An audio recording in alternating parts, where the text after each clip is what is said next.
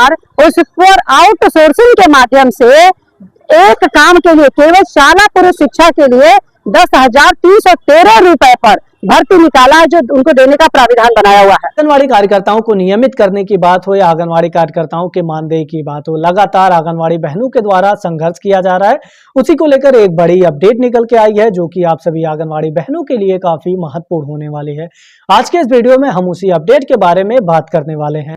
और आंगनबाड़ी कार्यकर्तियां उस शाला पुरुष शिक्षा के साथ साथ अन्य 5 योजनाओं पे काम करती हैं, और उसके अलावा सरकार की जितनी भी योजनाएं होती है, चाहे वो भारत सरकार की हो चाहे वो राज्य सरकार की हो, आम जनमानस तक पहुंचाने का काम आंगनबाड़ी कार्यकर्तियां ही करती हैं। और उनको केवल 6,000 रुपया मानदेय अब तक दिया जा रहा है, और वो भी समय से नहीं मिलता है।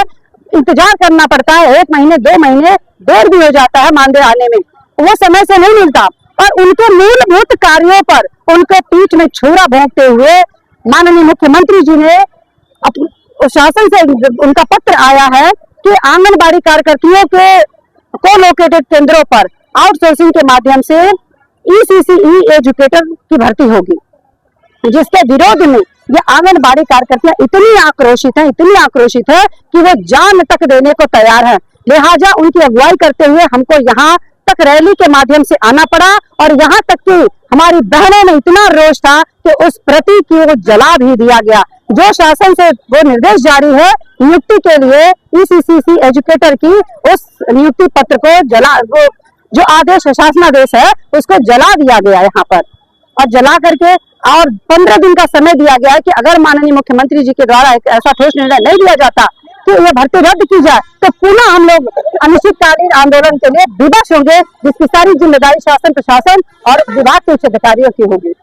छलावा क्यों किया जा रहा है आंगनबाड़ियों के साथ? ये तो बहुत बड़ा धोखा, बहुत बड़ा छलावा है। ECCE एजुकेटर का इनको प्रशिक्षण दिया गया, सारी आंगनबाड़ियां ECCE एजुकेशन का प्रशिक्षण प्राप्त कर चुकी है, और उस प्रशिक्षण को प्राप्त करके वो घर में बैठेंगी और नए एजुकेटर की भर्ती की जा रही है। ये तो सरासर गलत और धोखा देने वाली बात है। जो बाहर से संविदा पर भर्ती की जा रही है, इस भर्ती को निरस्त किया जाए। हमारी आंगनबाड़ी कार्यकर्तियां सक्षम है, और इतने सालों का, कम से कम 15 से 35 वर्षों का कार्य का अनुभव भी है, और वो प्रशिक्षित भी है, इसका प्रशिक्षण भी दिया जा चुका है। तो इसलिए आंगनबाड़ी कार्यकर्तियों को ही को-लोकेटेड आंगनबाड़ी केंद्रों पर ECCE एजुकेटर के रूप में भर्ती किया जाए, वही रहेंगी।